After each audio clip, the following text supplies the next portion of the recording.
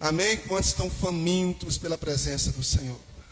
Amados, no nome de Jesus, é com muita alegria que nós estamos aqui hoje para podermos iniciar a nossa jornada. Na realidade, iniciamos já desde a 0 hora na noite de hoje a nossa jornada de O Cristão Contagiante. Amados, nós sabemos que para contagiar você precisa estar contagiado, não é isso? Para que você possa transmitir, você tem que ter pego. E amados, a gente passou um momento muito desafiador nos últimos anos. Gratidão, querido, que esse amor seu contagie toda a igreja no nome de Jesus. Aleluia.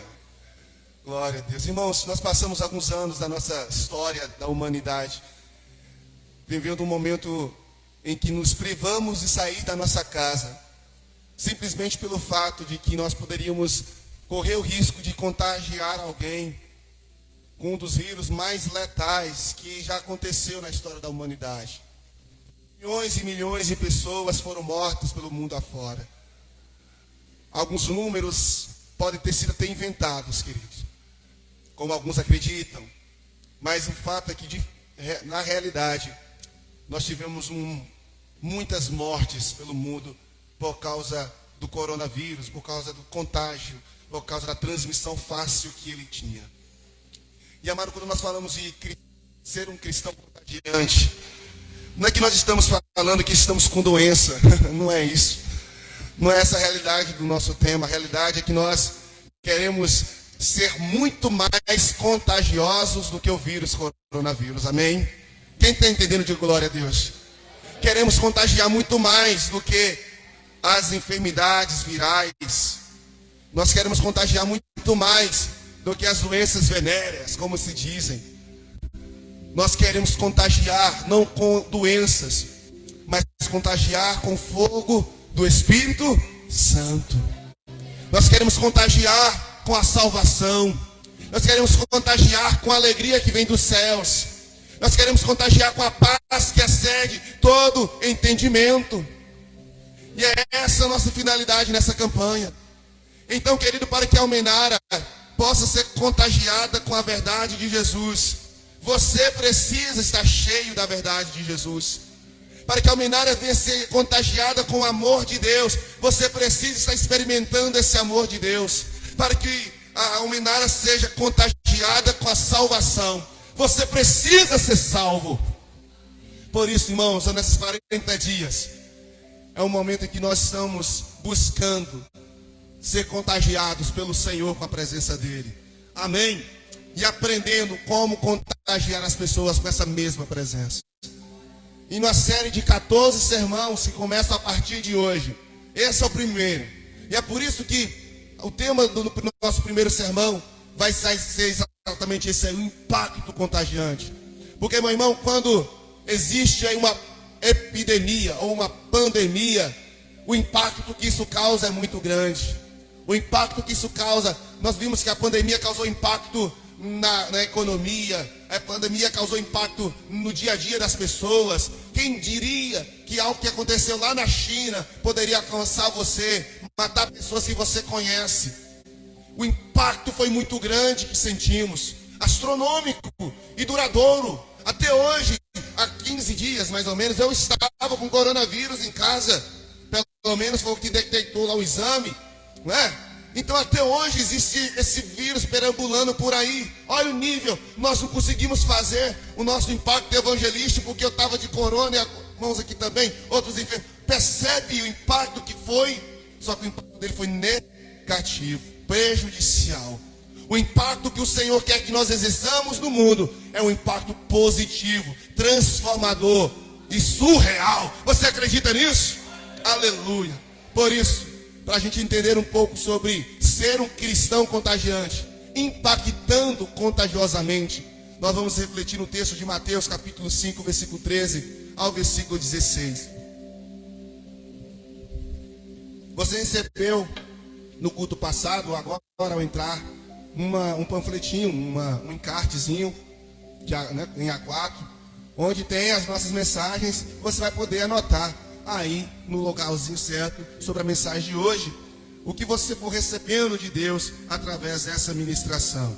Amém, queridos? Então abra sua Bíblia comigo no Evangelho de Mateus, capítulo 5, verso 13, o texto diz: vocês são o sal da terra. Ora, se o sal vier a ser insípido, como lhe restaurará o sabor? Nada mais presta, senão para lançar fora e ser pisado pelos homens. O verso 14 diz: vocês são a luz do mundo. Não se pode esconder uma cidade situada no alto de um monte, nem se acende uma lamparina para colocá-la debaixo de um cesto, mas num lugar adequado, onde ilumina bem todos os que estão na casa. Assim brilhe também a luz de vocês diante dos outros, para que vejam as boas obras que vocês fazem e glorifiquem o Pai de vocês que estás no céu. Mais uma vez, vamos orar, vamos agradecer ao Senhor por estarmos aqui. Pai, nós te agradecemos por este privilégio, por esta oportunidade de estarmos iniciando esta jornada, esta campanha de 40 dias hoje, meu Pai, com a leitura do primeiro capítulo do livro, ó Deus, que estão contagiante, pelo devocional que tivemos, meu Pai amado, e por esse culto de celebração ao Senhor. Eu peço que durante esses 40 dias, cada mensagem que aqui for traga, Pai, possa impactar de maneira distinta, de maneira graciosa, de maneira peculiar cada pessoa. Meu Deus, eu oro nesta noite para que o Senhor possa falar no nosso coração, aos irmãos que aqui estão presentes, aos que estão assistindo online, aos que vão assistir pelo YouTube, que o Senhor derrame graça sobre cada um desses e que essas verdades aqui postas possa, Pai, trazer transformação real na vida de cada um dos teus filhos, no nome do teu filho Jesus. Amém e amém. Glória a Deus, irmãos. Amados, é muito importante refletirmos nas Sagradas Escrituras para tudo na vida. E às vezes uma forma de nós entendermos as verdades eternas de Deus é usando de metáforas, é usando de parábolas, para que assim a verdade que é eterna, a verdade que é transcendental, possa se tornar algo na linguagem nossa comum e habitual. Essa estratégia Jesus usou quando ele estava aqui. Não é uma e nem duas parábolas que você vai encontrar na Bíblia Sagrada, você vai encontrar várias parábolas. E nessas parábolas, o que Jesus estava pretendendo? Simplesmente simplificar uma verdade que a humanidade não conseguiria compreender toda a sua complexidade se fosse dita de maneira totalmente espiritual, não é? Então Jesus, ele tentou simplificar contando isso através das suas parábolas, para que o propósito de cada pessoa ao ouvir, o propósito de Deus na vida de cada pessoa que ao ouvir, possa ser exercido, executado para a glória de Deus Pai. Então, usando dessas parábolas, Jesus ensinou, Jesus disciplinou, corrigiu, Jesus instruiu. Usando dessas parábolas, Jesus falou sobre questões de salvação. Usando das parábolas, Jesus falou sobre as questões dos fins dos tempos, dos finais dos tempos. Usando das parábolas, Jesus expôs a hipocrisia daqueles que se diziam ser judeus, aqueles que se diziam ser servos do Senhor e não eram, por essência. E dessas parábolas que Jesus contou, uma dessas é essa que você acabou de ler. Na verdade, Jesus usa de algumas metáforas aqui para exemplificar como um cristão pode impactar por onde ele passa. Ele usa a metáfora do sal, ele usa a metáfora da luz. E você já com certeza já está lendo o livro, você que já passou pelo capítulo 2 do livro, sabe que Bill Helps vai usar desse texto para explicar um pouco sobre a necessidade, a importância do cristão ser contagiante. Amém?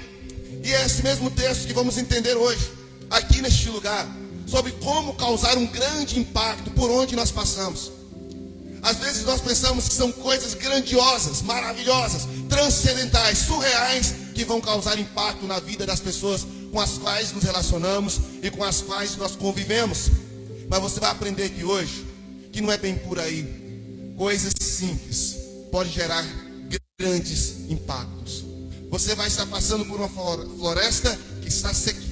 Se você acender um palito de fósforo e jogar lá, a possibilidade de colocar fogo em toda ela, isso é muito grande. Nós não precisamos. Às vezes você está dizendo: pastor, eu não estou com toda a minha luz, eu não estou cheio daquele fogo. Mas eu quero te perguntar: existem brasas aí? Existem brasas? Porque se estiver com brasas, o o vento do Espírito irá soprar sobre a sua vida. Amém? Em nome de Jesus. O vento do Espírito pode soprar.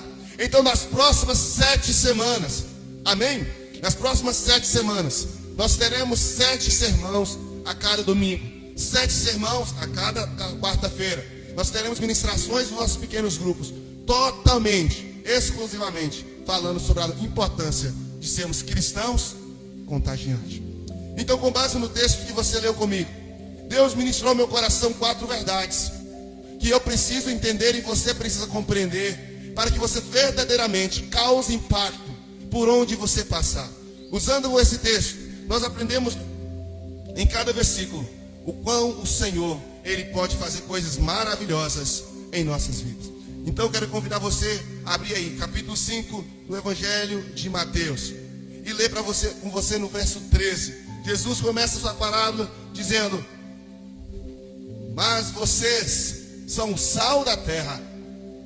E aí ele fala: vocês são o sal da terra. Ele dá aquela pausazinha, ponto e vírgula, e faz uma exclamação, e faz um comentário, uma sugestão.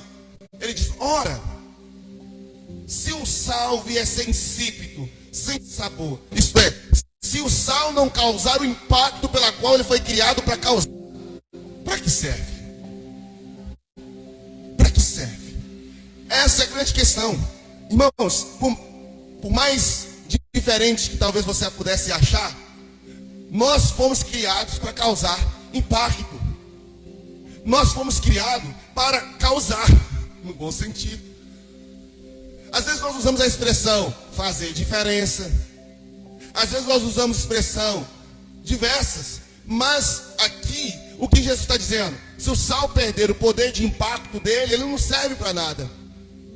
Um cristão que foi criado para contagiar o mundo com o Evangelho, se ele perder o poder de impacto, ele também não serve para ser o cristão que o Senhor quer que ele seja. Se o sal perder o sabor. E aí ele faz uma pergunta: se perder o sabor, como restaurar o sabor do sal? Se o cristão perder o impacto pela qual ele foi criado para dar, para fazer, exercer, como voltar a ser um cristão impactante? Como voltar? Irmão, eu quero te fazer uma pergunta. Se você sair desta igreja, qual o abalo que essa igreja vai ter? Qual o impacto da sua saída dessa vai ter na igreja? Se você hoje sair do emprego, qual o impacto que essa empresa vai ter? Esse lugar que você trabalha vai ter no mundo espiritual? Vai ter algum impacto? Porque às vezes nós passamos pelos lugares, irmãos, e é aquela coisa, você estando ou não estando, é a mesma coisa. Isso mostra que você não está tendo impacto, que você não está tendo nenhum poder de influência por onde você passa. Se Deus te chamasse hoje para a glória, se Ele chamasse a sua senha hoje, será que as pessoas iriam sentir sua falta? E se fosse sentir sua falta, em que área ela sentiria? Será que ela sentiria sua falta porque você é um cara bacana, uma pessoa gente fina? Será que ela sentiria sua falta porque você é um rapaz, uma moça, um homem, uma mulher obediente? Porque você é honesto? Porque você é fiel? Ou porque você é um cristão genuíno e fala de Jesus e ela se sente abençoada estando ao seu lado? Eu quero que você pense sobre isso. Porque nós fomos criados por Deus para causar impacto. Mas não é qualquer impacto. É um impacto espiritual. É o tipo da situação. A empresa deveria ser uma antes de você e outra depois de você. A rua na qual você mora deveria ser uma antes de você e outra. Se a rua já fosse boa, ela deveria estar melhor. Porque nós precisamos, aonde chegarmos, causar impacto. Mas Jesus continua discorrendo, e aí, a partir disso, nós vamos compreender o primeiro ponto pela qual nós precisamos ter para exercer impacto. Ainda no versículo 13, Jesus continua dizendo: para nada mais presta, senão para ser lançado fora e ser pisado pelos homens. Nós vamos entender isso no quarto ponto. Mas a primeira coisa que eu quero que você tome nota, que você compreenda, que para que você cause o impacto que você precisa causar, que você foi criado para causar, entenda que você precisa manter a sua vida espiritual em um nível satisfatório. Jesus está dizendo: se você perder isso, você não presta para nada. Mas o simples fato de você ser um cristão é porque você segue Jesus. É simplesmente isso. Presta bem atenção. Não adianta mudar de religião. Às vezes as pessoas confundem: não, eu era de uma determinada religião, hoje eu sou crente, sou evangélico. Mas eu quero falar, que diferença isso fez na sua vida? Ser de uma determinada religião e mudar para outra? E que diferença isso fez na sua vida espiritual? Que impacto isso vai ter na eternidade? Porque não é simplesmente se tornar um evangélico, não é simplesmente se tornar um crente, é você se tornar um seguidor de Jesus. É você se tornar alguém que verdadeiramente vai transformar a vida de outras pessoas. Meu irmão, eu quero te falar, olhe para as pessoas que você se relaciona. Mãe, pai, amigos, esposo. Pense aí nas pessoas que você tem contato diariamente. A vida dessas pessoas se tornaram melhor depois que elas começaram a se relacionar com você? Ou elas se tornaram pior? O que eu quero que você compreenda é que se você perdeu todo o seu poder de impacto na vida das pessoas, Jesus está dizendo que você não está servindo para nada. Me desculpe aí, meu irmão. Então o primeiro momento é que para que eu seja um cristão contagiante, eu preciso resgatar, restaurar o meu poder de impacto. E para isso eu preciso manter meu nível espiritual de uma maneira satisfatória, de maneira que agrade a Deus. E talvez você fale: pastor Patrick, como medir isso? Como medir, pastor, se a minha vida espiritual está satisfatória? Como eu posso chegar a essa conclusão? Já que para manter impacto eu tenho que estar nesse nível. Eu vou te dar algumas coisas que você já sabe. Você vai perceber que é simples demais. Para que você cause impacto na vida das pessoas, você precisa manter a sua disciplina espiritual em dia. E quais são as disciplinas espirituais que a gente precisa manter? Você aprendeu no Lidere 1, meu irmão. Vida de oração, vida de leitura bíblica, jejum, e está sempre envolvido nos ministérios da igreja, exercendo o seu ministério, exercendo o seu dom. O fato é que a nossa vida, se você parar para pensar hoje, vamos pegar essa última semana, eu gosto de pegar os últimos 7 dias, para que você faça uma avaliação. Nos últimos 7 dias, você orou todos os dias na sua casa? Você separou um momento todos os dias para um tempo a sós com Deus? Nesse momento você leu a Bíblia todos os dias? Nesses últimos 7 dias, quantos dias desses você jejuou? Nesses últimos 7 cultos, quantos desses você faltou? Quantos pequenos grupos você não foi? É necessário você fazer uma avaliação. E quando você chegar no diagnóstico, eu espero que seja assertivo, você vai entender o porquê que muitas das vezes o seu vizinho sabe que você é crente, mas ainda não ouviu uma palavra de Jesus através da sua boca. Você vai entender o porquê que muitas vezes você vem ao culto e volta para casa e parece que foi a qualquer outro lugar.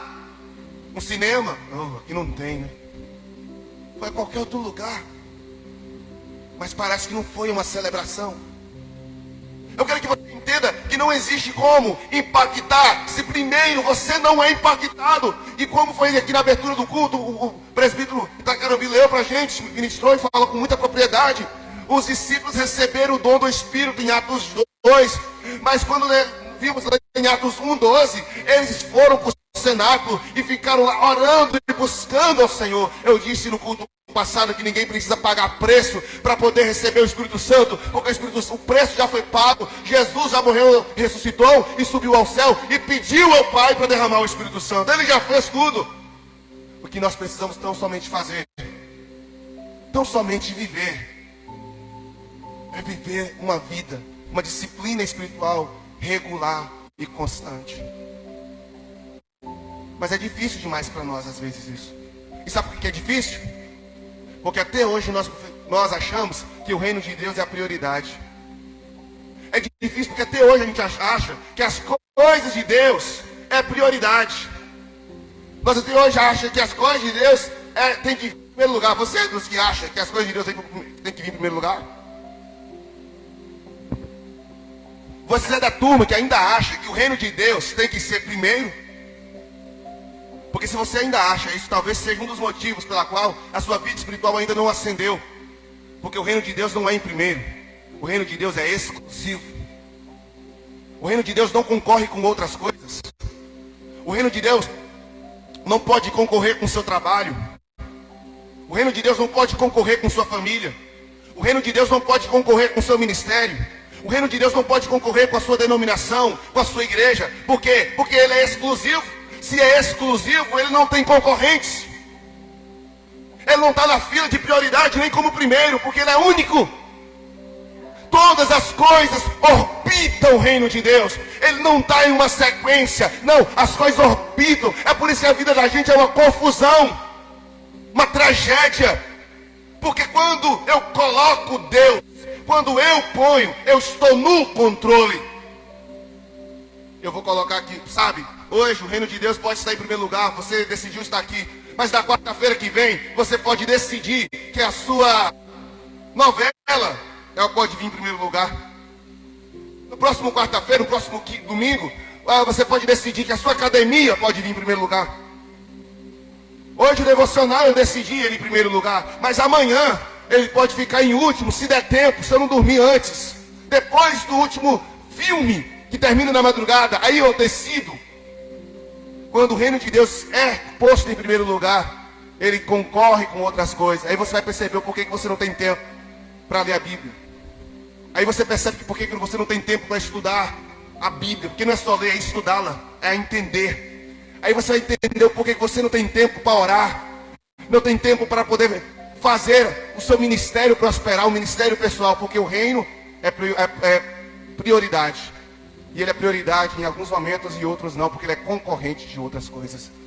Eu quero te convidar, querido, a tirar Deus dessa fila miserável e colocar Deus como exclusivo. E quando é que eu coloco Deus como exclusivo? É quando eu fecho a agenda com Ele e acabou. Nada mais concorre.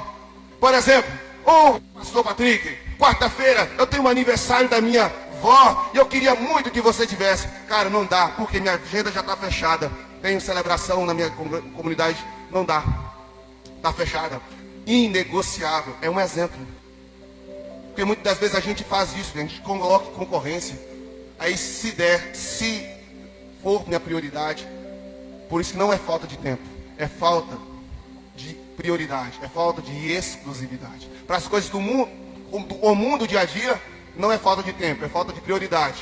Mas quando se trata das coisas espirituais, não é falta de tempo, é falta de exclusividade. Então você quer manter a sua vida espiritual num nível satisfatório? Começa a exclusivizar as coisas de Deus. O seu trabalho no ministério.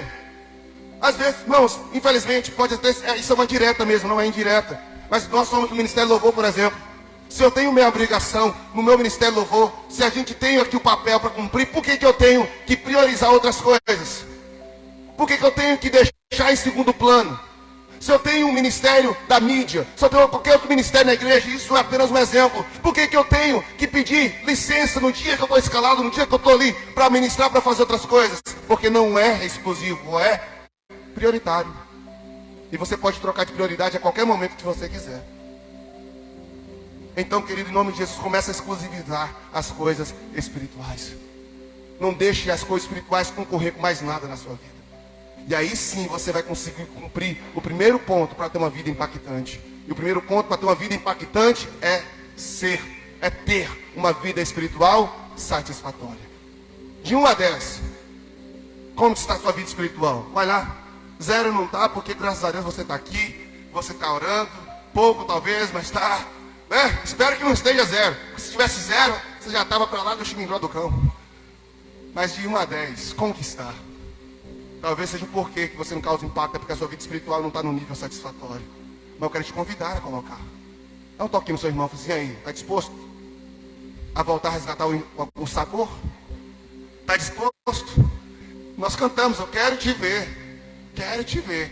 Mas não vai ousar querer ver Jesus ou ver a Deus. Aliás, querer ver a Deus sem Jesus não, tá? Porque aí é um problemão. Mas o texto continua dizendo, Mateus capítulo 5, fala agora para nós uma outra coisa. No verso 14, vocês são a luz do mundo e não se pode esconder, melhor dizendo, não se pode esconder uma cidade situada no alto de um monte. Amém? Deixa eu falar. Qual a diferença desta cidade em relação às demais? Qual é o critério de diferença que Jesus está usando nessa parábola? Existem muitas cidades pelo mundo, não é isso? Sim ou não? Mas Jesus está falando, qualquer cidade pode ser escondida. Qualquer cidade pode não causar nenhum efeito. Qualquer cidade pode não causar nenhum impacto. Mas a cidade que está fundamentada em um monte, essa cidade, ninguém vai poder escondê-la. Ninguém vai poder ocultá-la. Porque ela está sobre um monte. Primeiro critério para se ter uma vida impactante é ter uma vida espiritual em níveis satisfatórios. Mas o segundo aqui, querido, é ter uma vida espiritual, ou uma vida, melhor dizendo, fundamentada em locais firmes, em locais sólidos. Para melhor dizer, edifique a sua vida sobre fundamentos sólidos, firmes, inabaláveis. Às vezes o problema pelo qual nós não impactamos é porque a nossa estrutura está sobre areia. A nossa estrutura está construída sobre coisas que hoje são e amanhã não são. Você precisa compreender que os montes, as pedras, por exemplo, eu sou de uma cidade onde é cheio de pedra, tem um nome, tem pedra até no nome, Pedra Azul. E quem conhece Pedra Azul sabe que ela é rodeada de pedras, montes altíssimos. E aqueles montes que estão lá, estão desde a criação. Desde a criação. Porque eles são sólidos, firmes, rochosos. E sabe por que às vezes nós não estamos causando impacto? Porque nós não estamos fundamentados em solo firme. O próprio Jesus disse, quem ouve a sua palavra e guarda é semelhante ao homem que construiu sua casa sobre a rocha. Mas o tolo construiu sua casa sobre um fundamento, sobre areia. E aí quando a tempestade veio, a queda foi grande. Irmãos, sabe o motivo de muita queda das pessoas? Porque às vezes a gente cai espiritualmente. Sabe por que muitas vezes a nossa estrutura se perde? Perde o alicerce, perde a firmeza. O problema talvez não é nem você, não é a sua saúde, mas simplesmente onde você fundamentou a sua vida, onde você lançou os alicerces. A casa pode ser mais bela possível, mas o que vai mandar para que uma casa seja firme não é a beleza externa, não é a beleza das paredes. E você sabe disso. O que vai mandar é quão profundo está a base desta casa. E eu aprendo nesse texto que Jesus está dizendo, uma cidade para causar impacto a longe. Quem já viajou à noite, já sabe que às vezes a gente passa em algumas determinadas regiões e a gente vê só aquele clarão lá no horizonte. Porque é uma cidade que está visível. O que Jesus está querendo dizer é que você precisa ser visto de longe, querido. E nós vamos perceber isso mais à frente. Mas você precisa estar fundamentado. Eu quero dizer sobre 2 fundamentos que você precisa estar. Aliás, 3. 3 fundamentos. 3 pilares pela qual você precisa estar fundamentado. O primeiro pilar, eu quero te convidar a ler comigo 1 Pedro, capítulo 2, verso 6. 1 Pedro, capítulo 2, verso 6. Pedro diz, pois isso está na Escritura. Eis que ponho em Sião uma pedra angular, eleita e preciosa. E quem nela crer não será envergonhado, confundido, dependendo da versão. O que Jesus está dizendo? O que Pedro está dizendo? Rapaz, se você fundamentar a sua vida nessa pedra, pode ficar tranquilo, você não vai ser envergonhado. Você não vai ficar confuso. Você já sentiu medo de passar vergonha? Você fala que é cristão? Ou por defender o evangelho? Ou por falar de Jesus sem alguma coisa? Você já sentiu o medo de ser debochado? O que Pedro está dizendo? Calma, se você estiver alicerçado nessa pedra angular, nessa pedra, pode ficar em paz, querido. Você não vai passar vergonha, não. Não vai. Eu me lembro uma certa feita que, como eu falei para vocês, eu comecei a pregar num dia em que o pastor deixou todo mundo na mão. Nós tínhamos uma congregação em um povoado a 37 quilômetros da cidade de Pedra Azul. E eu era um jovem de mais ou menos 15 a 16 anos. Eu acordava no sábado pela manhã e saía por cada rua do povoado, batendo de porta em porta e fazendo convite para ir para o culto à noite. Tem algumas casas que me aceitavam fazer uma oração, outras não, e eu ia. E juntamente comigo ia duas crianças, mais ou menos de 6, 7 anos. O nome deles era Raí e Railson. Era uma dupla sertaneja, né? E Raí e Railson. E todo sábado a gente ia visitar, chamava. E para a glória de Jesus, nesse dia, a igreja encheu, a igrejinha lá encheu, era pequena. Só tinha minha mãe, meu padrasto e eu de crente, o restante era tudo visitante. E bem nesse dia, o pastor não foi. Bem nesse dia, ele não pisou o pé lá. E deu horário, e eu falei com minha mãe chegou para mim e falou: nós vamos ter que cancelar, o pastor não veio. E Deus, pela graça dele, me encheu de coragem, falou: não vamos cancelar não, nós vamos continuar. E eu fiz, talvez ele chegue no meio do culto. Aí eu fiz a primeira parte, que era eu que fazia, o louvor.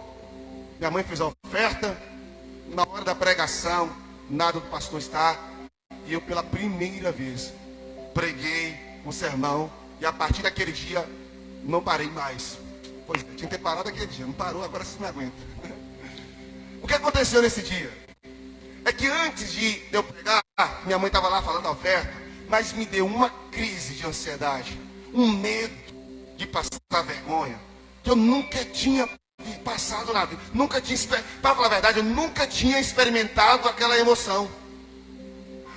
Aquela emoção de falar ao público e o medo de passar vergonha, eu nunca tinha experimentado. Experimentei naquela noite. Mas lá no meu interior, aquela dor, não era nem frio não, era dor mesmo no estômago, aquela coisa. Mas eu senti no meu coração: eu vou, vai dar o que dá. Meu amado, em nome de Jesus, foi a primeira vez, mas foi tão maravilhoso, né? Foi tão maravilhoso, que ao final do culto, Deus derramou uma unção, uma graça. As pessoas não quiseram, terminamos o culto e a própria comunidade ficou lá falando, e aquilo foi um momento muito maravilhoso para minha vida. Sabe por quê? Porque eu não subi no altar confiando na homilética, que eu ainda nem sabia o que era, na hermenêutica, ou nas estruturas de um sermão, mas simplesmente confiando que o Senhor faria o que Ele quisesse. Sabe por que Pedro está dizendo que quem confia, quem tem fé nessa pedra, não vai passar vergonha? Porque ele mesmo diz, lá no Evangelho de Atos, lá no livro de Atos, capítulo 4, ele vai dizer uma segunda coisa. Ele vai continuar dizendo, o próprio Pedro diz, Atos capítulo 4, verso 11 e 12. Quem é essa pedra que Pedro está dizendo? Essa pedra é quem? É Jesus. Este é a pedra que vocês, os construtores, rejeitaram. Mas ele veio ser a pedra angular. E não há salvação em nenhum outro, porque debaixo do céu não existe nenhum outro nome dado entre os homens pela qual importa que sejamos salvos. Pedro está dizendo, gente, que Jesus é a pedra angular. E talvez você não compreenda o que ele quer dizer. Ele está dizendo, Jesus é a pedra de esquina. Lembra que as casas eram construídas por pedra, com pedra. As pedras que iam no meio das paredes, poderia ser torta, não tinha problema. Poderia ter volumes excessivos dos lados, não tinha problema. Mas a pedra de esquina, olha aí para ressaltar aqui, ó, a esquina tinha que ser impecável, porque era ela que ia dar o esquadro da casa. Então as pedras de esquina eram muito mais caras, as pedras de esquina teriam que ser melhor trabalhada. Então ele está dizendo, Jesus é a nossa rocha, Jesus é a pedra angular, é a pedra de esquina que vocês rejeitaram. Eu quero te convidar, meu irmão, em nome de Jesus, a fundamentar a sua vida em Jesus. Para que você tenha uma vida impactante, fundamente-se a sua vida em Jesus, em um fundamento sólido. Amado, tem duas coisas que podem impedir a gente de fazer isso. Várias, aliás, várias. Mas tem duas coisas em especial que podem estar sendo a causa pela qual você não está conseguindo fundamentar a sua vida em Jesus. A primeira dela são as suas crenças. E eu falei disso no sermão passado, não é isso? A história que você conta sobre si mesmo. Esse é talvez o primeiro problema.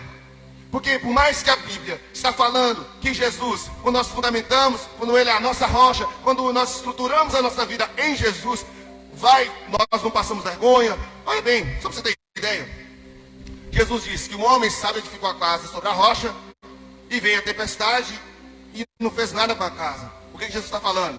Quando a sua vida está sobre a rocha, você pode enfrentar a tempestade que for, que você vai continuar de pé. Então tem muitos de nós que falam, pastor, eu estou assim. E olha, a questão do vitimismo aí, também contado no semana passada. Eu estou dessa forma porque é muita luta, pastor. É muito desafio, eu não aguento. Então eu quero te falar, meu irmão, se você está caindo diante das lutas, eu quero te perguntar, dá uma olhadinha nos seus fundamentos, porque pode ser que os seus fundamentos não estão em Jesus. Pode ser que a sua raiz não está em Jesus. Talvez a sua raiz está nas suas crenças. Talvez a sua raiz está na sua família. Talvez a sua raiz está no seu medo. Talvez as suas raízes está nos seus valores, nas suas crenças. E é por isso que quando a situação foge do seu controle, você se desaba. Então, para que eu possa impactar, além de eu ter uma vida espiritual satisfatória, eu preciso estar bem fundamentado. E somente em Jesus é que eu posso me encontrar. É em Jesus. No livro do profeta Isaías, no capítulo 28, 16, Isaías declara que Jesus é a nossa pedra angular. Que o Senhor tinha posto em Sião. Paulo fecha esse assunto no capítulo 2, verso 19 ao versículo 22, dizendo de Jesus: portanto, vocês já não são estrangeiros nem forasteiros, mas concidadãos dos santos e membros da família de Deus, edificados sobre o fundamento dos apóstolos, dos profetas, e tendo Jesus como a pedra angular. É isso que está escrito em Efésios. Onde estão os seus fundamentos? Onde você tem se apoiado?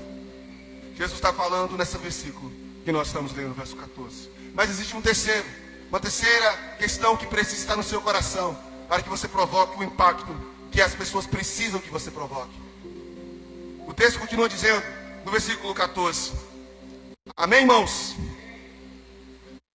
Vocês são a luz do mundo, e não se pode esconder uma cidade situada no alto de um monte. Verso 15: e nem se acende uma lamparina para colocá-la debaixo de um cesto. A visão está um cesto, mas num lugar adequado, onde ilumina bem todos os que estão na casa. Qual o objetivo de se construir uma lamparina, gente? Para que ela ilumine, não é isso? A finalidade. Da mesma forma que eu pergunto para você, qual o objetivo de ter construído esse equipamento? Para que ao falar, ele amplifique a minha voz. É por isso que você está me ouvindo, e os irmãos da live também estão conseguindo captar o meu som. Então tudo que foi criado, e nós aprendemos isso, foi criado para um fim, para um propósito. O que Jesus está dizendo? Ninguém vai pegar uma lamparina e guardar ela debaixo de uma mesa. Por quê? Porque a lamparina não vai estar exercendo o propósito dela. A lamparina não vai exercer o chamado dela. A lamparina não vai exercer o dom dela. Por isso ela não pode ser escondida. Para que a lamparina exerça o dom, o chamado, o propósito, a missão, ela precisa estar no lugar certo, que é no lugar alto, onde ela vai iluminar todo mundo. Está dando para entender o que Jesus quer dizer com esse versículo? E em terceiro lugar, eu entendo com você, eu compreendo com você, que para que eu cause impacto, eu preciso estar no lugar certo. Eu preciso estar no lugar certo. Eu me lembro que uma vez, assistindo uma partida de futebol da seleção brasileira, esse comentário ficou gravado na minha cabeça. Inclusive foi recente isso. Alguém comentou sobre um zagueiro da seleção brasileira. Eita glória. Agora esqueci o nome do abençoado. Joga demais. Um dos zagueirão agora que vai até, acho que nem vai vir na próxima Copa. Fugiu. Ele joga muito bem. Bom, eu não vou falar o nome dele agora porque eu esqueci. Você sabe que eu esqueço o nome muito facilmente, né? Um dos zagueiros ali. Ninguém nem para falar o nome aí para mim. Aí vocês estão vendo. Hã? O outro. Hã? O outro. Hã? Não, o outro. Hã? Meu Deus do céu, não. É o zagueiro aí, tá bom. Vocês já entenderam aí. O fato é que quando ele começou a jogar, ele jogava em uma posição. E nessa posição ele rendia bem, mas não rendia o máximo.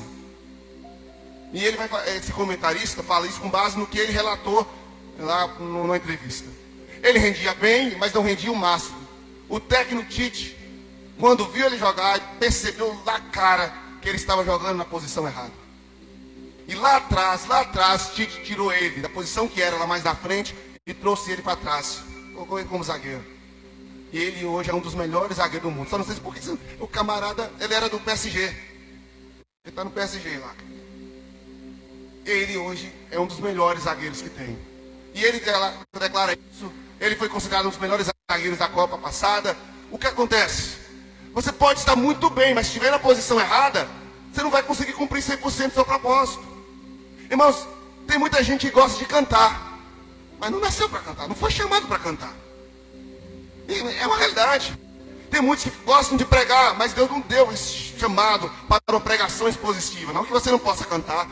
Lembra bem, eu não estou falando que com isso você não vai poder cantar, não vai poder pregar, não é nada disso. Mas você precisa entender que existem dons naturais que Deus deu, e isso aqui que eu falei foi talento, tá? Não é põe um dom. E existe aqueles que você pode pedir a Deus. Todo mundo pode cantar bem, mas tem aqueles que nascem com a senha. Todo mundo pode trabalhar técnica, vocal, os talentos. Todo mundo pode fazer isso, todo mundo pode tocar bem, todo mundo pode dirigir bem. Mas tem aqueles que nasceram com a senha do negócio. Não vai ser todo dia que a gente encontra o Messi. Não vai ser todo dia que a gente encontra o Cristiano Ronaldo, o Neymar da vida. Porque esses camaradas nasceram com a senha para isso, com o talento para aquilo. Mas não significa que os outros não vão fazer algo semelhante. Eu quero te falar que você precisa compreender qual é o seu espaço no mundo. Qual é o propósito pela qual Deus te criou. E a gente está discutindo isso desde quando assumi como pastor. Eu tenho alertado os irmãos toda vez que é necessário você buscar isso em Deus. Nós já fizemos ferramentas no ano passado todinho. Você já sabe quais são os dons. Você já sabe quais são as suas âncoras de carreira. Você já sabe tudo que tecnicamente nós poderíamos fazer. Mas existe algo espiritual que só depende de você. Talvez seu chamado é missão e você nem sabe. Talvez seu chamado é para ser uma outra coisa dentro do reino. A candeia, ela não foi chamada para poder iluminar debaixo da cama. Ela foi chamada para se iluminar alto. Eu disse esses dias ao pastor, um pastor, falei, meu querido, entenda uma coisa, nem todo pastor foi chamado para ser pastor de igreja grande. Eu disse para ele, tem pessoas que Deus chamou para cuidar do rebanho pequeno, e ele vai só cuidar a vida toda daquele rebanho, mas ele vai fazer tão bem o papel dele, que vai ser a mesma graça, a mesma recompensa que um pastor de milhões de membros, como a gente tem, por exemplo, pastores de 24 mil membros na sua igreja. Qual é a diferença? Nenhuma. Um foi chamado para um grande rebanho, outro foi chamado para pastorear um pequeno rebanho. O fato é que ele tem que estar dentro do propósito. Sabe o que é o terceiro ponto aqui para a gente discutir? É que você não pode esconder ou omitir o dom que há em você. Para que você cause impacto, aprenda a usar seu dom. Para que você possa causar um impacto, aprenda a usar o chamado de Deus para a sua vida. Exerça isso com poder, com influência. Não omita. Irmãos, Paulo escrevendo a Timóteo, no capítulo 4, 1 Timóteo 4, verso 14, Paulo usa a seguinte expressão, veja comigo. 1 Timóteo, capítulo 4, verso 14. Não seja o que, irmão? Comigo, irmão. Não seja. Amém, isso aí. Não seja negligente com o dom que você recebeu. Mas se você não sabe qual é, você vai tratar esse negócio direito? Irmãos, o que eu tenho orado aqui, numa igreja como a nossa, qualquer igreja, tem aqueles que foram chamados para a área social, tem aqueles que foram chamados para a área da intercessão. Entenda isso, irmão. Só que você precisa compreender que se você faltar na sua área, todo mundo vai sofrer. É igual bilis.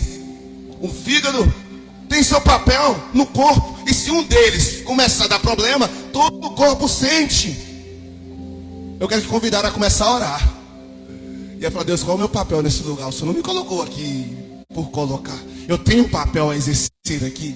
Qual é o seu papel na rua que você mora? Na rua, no bairro que você está? Ei, Deus não te colocou ali por acaso.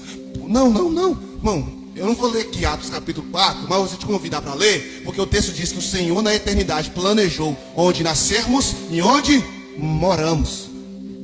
Você já leu esse texto comigo, irmão? Deus planejou onde nascemos e não. Eu queria morar em Copacabana. Discute com Deus. Pede para Ele que Ele pode mandar você. Mas se Ele está morando aqui no Almenara, lá naquele final da rua lá, é lá que Ele quer que eu exerça influência e que eu cause impacto. Você está dando para entender isso, irmão? Não seja negligente. Só que detalhe, irmão, como pastor eu não vou mostrar de negligência. Nesse texto de 1 Timóteo 4, verso 11 e 12, diz o seguinte: ordene essas coisas e ensine. Ninguém despreze de fato de que você seja jovem, mas seja um exemplo para os fiéis na palavra, no procedimento e no amor e na pureza. Para que de fato meu irmão exerça meu ministério. Paulo está dizendo: vença a discriminação pelo poder do exemplo.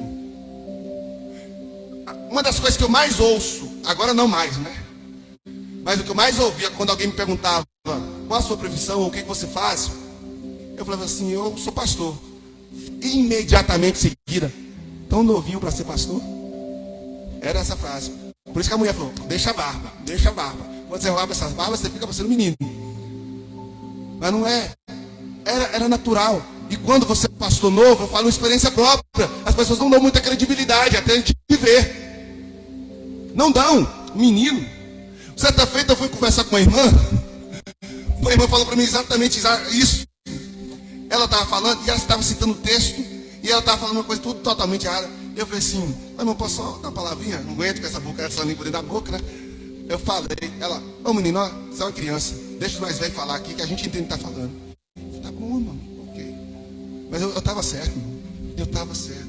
Mas o problema foi a idade. E o que eu sofri, Timóteo estava sofrendo. Você é um menino. Mas Paulo está dizendo o quê? Não despreze. Não deixe ninguém te desprezar pelo fato de você ser jovem. Nós falamos também isso no culto passado. Tem muita gente que usa a desculpa da idade para não cumprir o propósito. Que é isso, meu irmão? Isso é uma crença que você tem que jogar fora.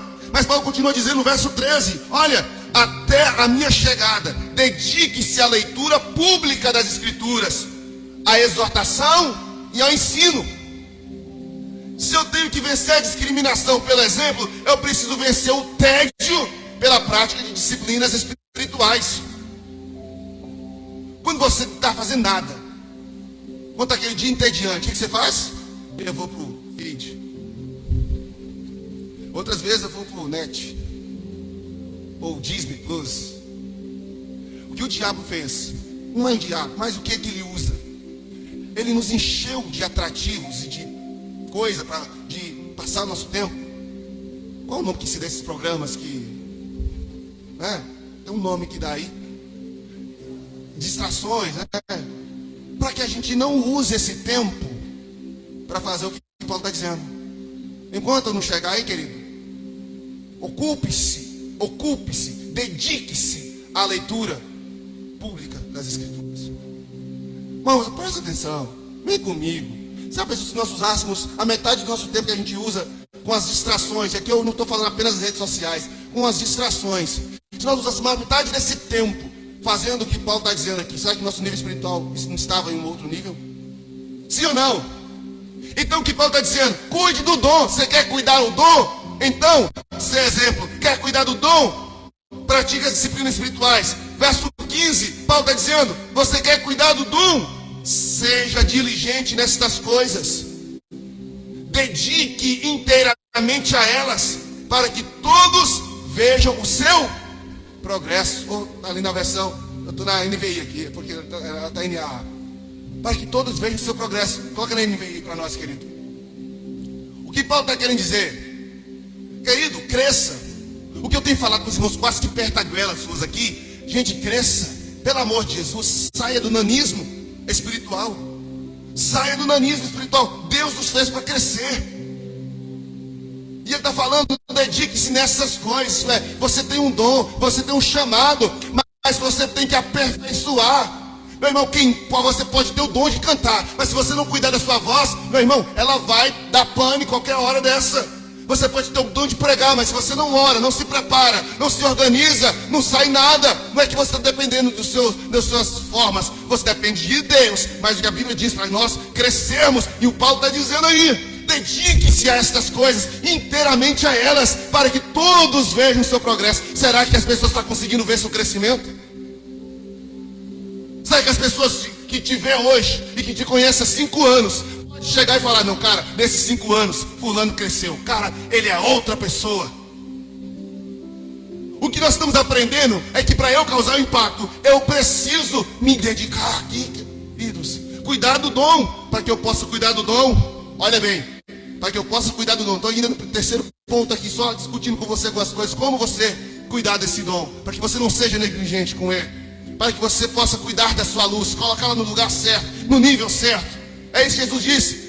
Ninguém acende a luz e coloca a candeeira e coloca em qualquer lugar. Coloca no lugar em que ela tem potência máxima. Deus quer que você tenha potência máxima em tudo que você faz. E aí Paulo está dizendo a Timóteo no versículo 16: atente bem para a sua própria vida e para a doutrina, pois agindo assim você salvará tanto a você mesmo quanto ao seu. Irmão, está percebendo que verdade? Ele está falando, cara, você foi chamado, você tem um dom, você não pode negligenciar isso, você não pode tratar isso com desmero. Então você tem que fazer tudo isso que eu já falei aqui, mas entenda bem, cuide de você e cuide disso aqui. Irmãos, presta bem atenção. Você pode ter qualquer talento nessa igreja, qualquer um, mas todo talento tem que ser afiado por aqui. Se você serve na recepção ou serve na exposição da palavra aqui, independente do que você faz, Paulo está dizendo, você tem que cuidar de você e cuidar do que você ensina. Fala comigo, cuidar de mim e cuidar do que eu ensino. Vou mostrar que você tem percebido que o simples fato de você ser um crente, as pessoas estão esperando alguma coisa de você. O simples fato da pessoa saber que você é um crente, ela já espera algo de você. É o que Paulo está dizendo. Paulo não, a Bíblia diz, não vou lembrar quem foi que falou, mas foi Paulo mesmo. Esteja sempre prontos para responder a qualquer um acerca da sua fé. O fato é que a gente acha que não, eu só cuido da limpeza da igreja, não preciso ter conhecimento bíblico. Eu só sou baterista, né, Rian? Eu só sou baterista, não preciso. Não, você não é um baterista, você é um ministro. Assim como o pastor é um ministro, assim como as irmãs da recepção são ministras, assim como você é um ministro. Um ministro que serve tocando, mas que tem que ter a credencial de um bom ministro, como qualquer outro ministro. Não existe posição inferior no reino de Deus. Não, eu sou pequeno aqui, porque eu sou o último. É primeiro o pastor presidente. Quem já ouviu alguém essa expressão, né? Ele é o pastor presidente. E coloca o cara lá em cima. Não. A Bíblia diz, quanto mais você tem, mais você precisa servir.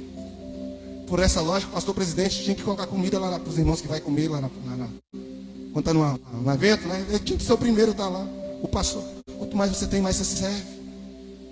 Por isso. Então Paulo está dizendo, cuide. Só para a gente compreender, lá em Atos 20, verso 28, ele também diz isso para os presbíteros da igreja de Éfeso. Paulo diz, cuidem de vocês mesmos e de todo o rebanho sobre a qual o Espírito os designou como bispos, como presbíteros, para pastorearem a igreja de Deus, que ele comprou com seu próprio sangue. O que acontece, meu irmão? Para você cuidar do dom que dá a você, cuide de você. Meu irmão, eu aprendi isso de uma maneira muito dolorosa. muito dolorosa. Até hoje eu ainda estou construindo em mim. Antes para mim tudo era igreja, tudo eu vivia isso, e isso estava impactando negativamente meu casamento, minha saúde. Eu tive um surto no ano de 2022, parece, 22. Eu quase que pirei. Eu tive que pedir um afastamento da igreja, como pastor, vocês lembram? Eu cheguei aqui, não estava pastoreando. Eu pedi afastamento, porque eu já estava, imagina aí, eu tenho 34, eu comecei a pastorear com 16. Isso é 16 mais 16 é 32. Isso é, eu tenho mais da metade da minha vida fazendo isso que eu faço com vocês todos os dias. E quantas vezes nessa mais da metade da minha vida eu tinha tirado férias? Umas 2 vezes. Uma foi porque foi obrigada. E a outra foi a que eu dei o surto. Eu pedi a licença. Aí me fala aí. Você que trabalha na empresa aí, 1 ano. 1 ano. Você já quer tirar suas férias? Eu já estava há mais de 15 anos. Ininterrupto. E eu estava pensando, como eu queria que a igreja estivesse bem se eu não estivesse bem. O que Paulo está falando? Cuide de você e cuide da doutrina. Cuide de você e cuide do rebanho que você pastoreia. O que eu quero te falar, meu irmão, você não vai poder cuidar dos outros, impactar os outros, se você não cuidar de tu. Abençoada, cuida de você. Tem hora que a gente esquece desse detalhe. Foge. Então, Paulo, você quer cuidar do dom? Cuide de você. Então cuide da sua saúde vocal, você que canta. Cuide, meu irmão. Faz exercício fisiológico. Sei lá, inventa, que a gente também não sabe, também aqui não tem condição de pagar um professor. Mas cria o meio. Faz exame de checagem. Os velhos aí, os novos, tudo, vai lá no médico, cuida de você. E eu quero finalizar, porque Paulo diz, cuide de você. E eu finalizo com as palavras de Jesus, voltando no nosso texto base, para entender a 4ª coisa que vai fazer com que eu impacte as pessoas. Voltando no texto de Mateus capítulo 5, no versículo 16, Jesus termina dizendo: assim brilha a sua luz, a luz de vocês diante dos homens, para que vejam as suas boas obras e glorifiquem ao Pai de vocês que estás. Quando Paulo está dizendo, cuide de vocês, e das escrituras, cuide de vocês e do rebanho que vocês pastoreiam, ele está falando também, cuide do seu testemunho. Irmãos, tem uma galera que está doidinho para nos detonar. Tem uma galera que está de olho em nós, não para receber Jesus, mas para encontrar motivos para não vir ao Evangelho. Sabia que você pode ser o impasse de uma pessoa não ir para o Evangelho? Como você pode ser o passaporte dela para o Evangelho, pode ser um interlocutor. Da mesma forma que eu posso estar contribuindo para que as pessoas cheguem a Deus, eu também posso estar sendo a pedra de tropeço dessa pessoa. Quem está comigo, diga glória a Jesus. Jesus está dizendo, brilha a sua luz nos homens, para que eles glorifiquem. E se eu não estiver brilhando? E se minha luz estiver fosca? E se minha luz estiver apagada? Eles vão glorificar? Não. Eles vão fazer o que está escrito. Olha comigo, vem. Romanos capítulo 2. Quem não brilha vai estar cometendo uma situação. Está escrito em Romanos 2, versos 21 e 24. É triste ter que ler isso aqui, mas é o que acontece. Então, olha o que o texto diz. Então, você que ensina a outros, não ensina a você mesmo. Você que ensina a outros e não ensina a você mesmo. Lembra que eu falei aqui sobre apontar um caminho e seguir outra direção? Eu dei sugestão. Quem ouviu a música lá do Fruto Sagrado? O que na verdade somos. Ele fala isso lá. Então ele está falando, você que ensina todo mundo, mas não ensina você mesmo. Você que prega contra o furto e furta. Você que fala que não pode roubar e rouba. É aquela mesma pessoa que fala sobre dízimo e não dizima. Não é? Você que diz que não se deve adulterar, mas adultera. Vê pornografia, se masturba, mas não pode adulterar. Está fazendo o que é infeliz? Você que detesta ídolos, mas rouba-lhes o templo. Você que se orgulha da lei. Não, é a palavra de Deus. Tem que obedecer a palavra de Deus. Mas você é o primeiro a desobedecê-la. Olha o que Paulo está dizendo. Pois, como está escrito, o nome de Deus é blasfemado entre os gentios por causa. Jesus está dizendo, que a vossa luz brilhe aos homens, para que elas vejam e glorifiquem o vosso Pai que está no céu. Quando você faz o oposto de brilhar, que é isso que Paulo está dizendo, o povo blasfema contra Deus. E eu vou nessa igreja, o quê? O pastor de lá fica pegando todo mundo. O presbítero de lá, as mulheres de lá, os jovens de lá. Você percebeu isso? Uma coisa é acusar a igreja, ou as pessoas que estão nela, de coisas que elas não fazem. Isso é guardado por Deus. Inclusive Pedro disse que se fôssemos para sofrer, sofrêssemos através de calúnia, mas não porque nós fazemos jus a isso. O que Paulo está dizendo é uma cambada de irmãos, e eu espero que ninguém aqui faça parte disso, ninguém que está me assistindo faça parte disso. A minha oração é que seja essa: uma cambada de irmãos que infelizmente não consegue pregar o evangelho para as pessoas, porque antes de falar de Jesus para elas, elas vão falar daquilo que eles fazem na cara deles. Eu não sei se você já passou pelo constrangimento de estar com alguém evangelizando e infelizmente alguém fala: não vou lá na igreja, por quê? Porque fulano está lá e faz isso. Por isso que eu preguei no culto passado aqui, irmão, que a vida do outro interessa a você sim. Viu alguém no pecado, cometendo uma mancada, vai lá com ele em amor, não é para discriminar, mas chega perto dele e fala: meu irmão, vamos consertar esse negócio aqui, querido, porque esse aqui não vai manchar só você não. Essa M não vai respingar só em você não. O nome do Senhor é o primeiro a ser tingido com as marcas da nossa imundície. Por isso é necessário brilhar. O oposto da luz são trevas. Um cristão que está em trevas, porque que Paulo não está dizendo de ímpio. Paulo está dizendo, olha bem, se você ler todo o texto, você que diz para não roubar e rouba, você que diz em favor da lei, mas não obedece à lei. O que é isso? É hipocrisia.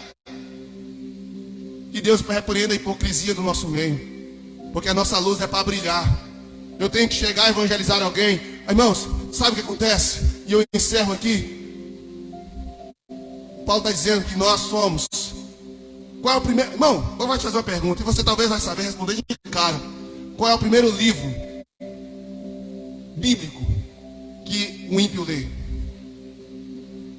Qual é o primeiro? Salmos. Qual é? Salmo 91. Eu vou te falar qual é. É bíblico. Está na Bíblia. O primeiro livro bíblico que o ímpio lê é você. Sou eu. O ímpio não vai lá ler a Bíblia. Ela vai ler não, porque nós somos a Bíblia. Nós somos a Bíblia. O que a Bíblia é? A palavra. O que Jesus disse? Se vós estiveres em mim e eu em vós, a palavra está em nós. Eu sou portador da... Não, tem muita gente... Olha bem, às vezes você vai me ver muitas vezes visitando sem Bíblia. Pastor, não carrega a Bíblia. Inocente, carrega. Não uma de papel, mas não está enraizada, firmada dentro do meu coração. Guardei a tua palavra no meu. A palavra não é para ser guardada no tablet ou no papel. A palavra é para ser guardada no seu coração. E essa palavra vai te transformar de dentro para fora.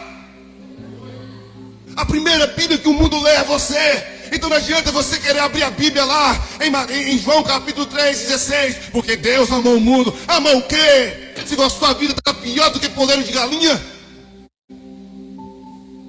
Irmão, só para você ter ideia como é sério. Pedro vai dizer que a esposa, olha bem, a esposa não tem palavra de salvação para o marido. Isto é, uma esposa dificilmente salvará o marido pregando para ele. Pega e diz: é sério. A melhor forma de uma esposa salvar o marido é sendo a Bíblia que ele lê todos os dias. A melhor forma. E é isso que Pedro diz. Então o que Paulo diz em 2 Coríntios? É o último texto que nós vamos ler hoje. 2 Coríntios capítulo 3, verso 2 e versículo 3. Tem aqui, meu filho, um pouquinho de água lá de novo. 2 Coríntios capítulo 3, verso 2. Diz, olha bem, vem comigo. Vocês mesmos são a nossa. Paulo escreveu as cartas. Carta a Romanos, não é isso? Carta a Efésios, sim ou não? Sim. Corinto é uma carta que Paulo escreveu. Mas o que Paulo está dizendo? Ei, Coríntios, vocês é a minha epístola. Vocês é a nossa carta, escrita em nosso coração, conhecida e lida por todos. Eu sou a carta, eu sou o livro. Eu vou levar a Bíblia para falar de Jesus para as pessoas, se elas estão explicitamente nas minhas vestes, na minha forma de falar, de agir. Eu estou vivendo tudo oposto do que está escrito, pelo amor de Jesus. Você quer impactar verdadeiramente? Obrigado, meu querido. Eu quero impactar. Então, meu irmão, vamos dar uma melhorada aí, querido, nesse texto. No versículo 3, Paulo continua dizendo, eu concluo aqui, verso 3. Vocês demonstram que são a carta de Cristo, resultado do nosso ministério, escrita não com tinta, mas com Espírito de Deus, vivo, não em tábuas de pedra, mas em tábuas de coração humanos. O que as pessoas, quando olham para você, leem? O que as pessoas olham para a nossa igreja, leem? Se vocês é a carta, a nossa igreja é uma Bíblia. Porque a Bíblia é um conjunto de várias cartas. Pegou? A nossa igreja é a Bíblia que a Almenara vai ler. O que ela vai ler? Quando o visitante chega na nossa igreja, o que eles estão lendo? Qual a percepção que eles estão tendo? Está comigo ou não? Então está na hora da gente começar a entender, querido, que eu só posso ser um cristão contagiante se eu ser impactante. Entende? E para eu ser impactante, quais as 4 verdades que nós aprendemos hoje? Eu preciso chegar a essa. Primeiro, você precisa ter uma vida espiritual satisfatória, acima da média. E nós vimos aqui o que é preciso fazer. Não posso voltar para cá de novo. A segunda coisa, fala alto. Manter as disciplinas espirituais. Viver essas disciplinas espirituais. Isso. Ter um fundamento sólido na pessoa de Jesus. Não pode ser fundamento qualquer. Em terceiro lugar, você precisa o quê? Não ser negligente com os seus dons, com o seu chamado. Não seja negligente, não. Cuide, não esconda o dom que há em você. E em quarto, cuide do seu testemunho. Você é a carta que Deus está lendo, gente. Pelo amor de Jesus. Não vem com essa que você só é crente aqui dentro, não. Você é crente no futebol, você é crente em casa. Gente, vamos cuidar desse negócio. Quando for escolher os diáconos, dos 3 requisitos, cheio do Espírito Santo e ser de bom testemunho. Você tem sido essa pessoa? Você quer impactar por onde passa? Você quer ser sal e quer ser luz? Vamos viver isso que nós aprendemos aqui hoje para a glória de Jesus. Amém? Fique de pé, vamos orar. Vamos agradecer ao Senhor. Feche seus olhos. Fala, Deus, eu quero sair daqui e começar a impactar. Eu aprendi, amém? Eu aprendi a senha. Eu aprendi a receita. Eu aprendi aqui. Mas eu preciso praticar lá. É lá que vocês precisam impactar as pessoas. Eu espero que você hoje foi suficientemente impactado aqui, para que você possa começar a impactar lá. Pai, em nome de Jesus nós oramos. Oramos pedindo ao Senhor por graça. Oramos para que nós sejamos de fato sal e luz. Para que nós sejamos o livro bíblico que as pessoas vão ler a partir de hoje. Quem sabe o marido ainda se converteu, a esposa, o pai, a mãe, o colega, o trabalho. Porque Deus, a gente fala algo, mas Ele lê na nossa vida outro. Deus nos ajude, nós aprendemos isso agora. Deus nos ajude, nós não podemos perder o impacto, o ser sal sem sabor, luz apagada. Deus nos ajude a tomar consciência dessas 4 verdades e aplicá-las em nossas vidas, para que assim então causemos o impacto que a nossa cidade, o nosso país está precisando. Leva o teu povo em paz, Senhor, para que a partir da noite de hoje, por onde eles passarem, o cenário, o contexto possa mudar. É antes dele ou dela, para depois dele olhar. Porque quando o Senhor saiu do céu, o impacto que o Senhor exerceu no mundo foi tão grande, que a história da humanidade é dividida em antes de Jesus e depois de Jesus. essa é a mesma coisa. A empresa vai ser dividida em antes dessa pessoa e depois dela. A rua, o bairro, a cidade. Quem sabe até hoje essa pessoa foi insípida, não causou diferença, impacto nenhum. Mas hoje o Senhor restaura o sabor. Hoje o Senhor restaura a luminosidade na sua igreja. Não seremos mais, Senhor, uma igreja que não tenha relevância. Seremos relevantes para a glória do teu nome. É o que eu te peço em nome de Jesus. Pai, permaneça conosco e nos dê esses 40 dias de crescimento, de evolução, para a glória do teu nome, em Cristo Jesus.